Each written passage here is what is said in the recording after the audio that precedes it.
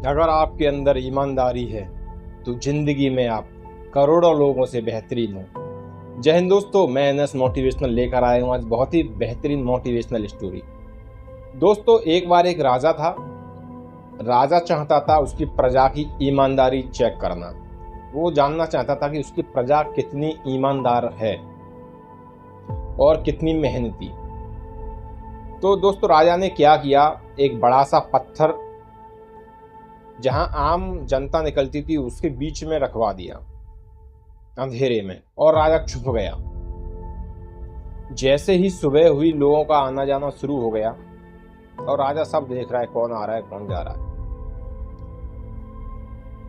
कई लोग निकल गए, कोई साइड से निकल गए, कोई कुछ बड़बड़ा से निकल गए, बोला पत्थर बीच में रख दिया है, किसने डाल दिया है। सभी लोग ऐसे ही कुछ ना कुछ कहते हुए अपने जा रहे हैं उस रास्ते से।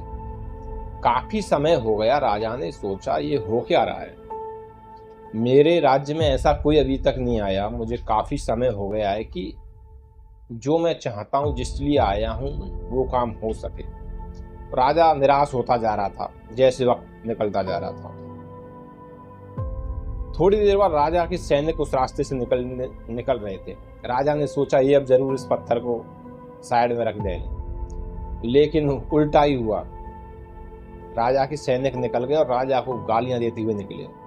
बोला, राजा पर इस राज्य को संभालने की व्यवस्था नहीं हो पा रही है, देखो किसी ने कहाँ पत्थर रख दिया है, इसे अभी तक हटवाना चाहिए था। राजा को पता ही नहीं है उसके राज्य में क्या हो रहा है। उल्टा पुल्टा बोलते हुए वो भी चले गए। राजा और मायूस हुआ। थोड़ी देर बाद देखा एक किसान आ रहा है, उसके कंधे पर बोझा रखा हुआ है, हल रखा हुआ है, खेत से आ रहा है। उसने देखा कि वो पत्थर रास्ते में पड़ा हुआ है, सभी लोग इधर उधर से निकल रहे हैं, तो उसके सामने बड़े आराम से अपने ऊपर रखे हुए बोझे के साइड रखा। उसके बाद उसने उस पत्थर को एक तरफ करने की कोशिश शुरू कर दी और उसे ढकेलना शुरू किया। जैसे ही उसने ढकेलना पत्थर को शुरू किया, धकेलते हुए जैसे ही वो साइड में गया, तो उस पत्थर के नीचे कुछ सोने की मोहरें और एक लिफाफा था।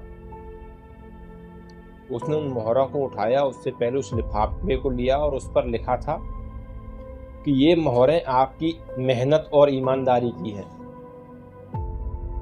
और ये इस राज्य के राजा की तरफ से आपको भेंट है और आपको राजमहल में आना है।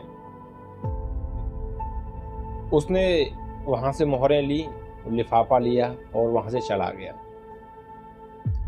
राजा बड़ा प्रसन्न हुआ कि कम से कम उसके राज्य में कुछ ईमानदार लोग हैं, मेहनती लोग हैं। अगले दिन जब वो राजा के राजमहल में पहुंचा व्यक्ति, तो राजा ने उस व्यक्ति को बड़ा खास स्थान दिया अपने राजमहल में, राज दरबार में। तो दोस्तों, अक्सर हम अपनी जिंदगी में मुश्किलें आने के बाद घबरा जाते हैं, कठिनाइयां आती हैं तो हम भगवान को कोसने लगते हैं, किसी न किसी के ऊपर उस कठिनाई का बोझ डालने लगते हैं, लेकिन हम उस कठिनाई से निकलने की कोशिश नहीं करते। और हो सकता है वो कठिनाई हमें कुछ बेहतरीन और बेहतर बनने के लिए मौका दे रही हो। तो दोस्तों, अगर मेरी मोटिवेशनल स्टोरी पसंद आई हो तो लाइक कमेंट शेयर जरूर करें। जय हिंद।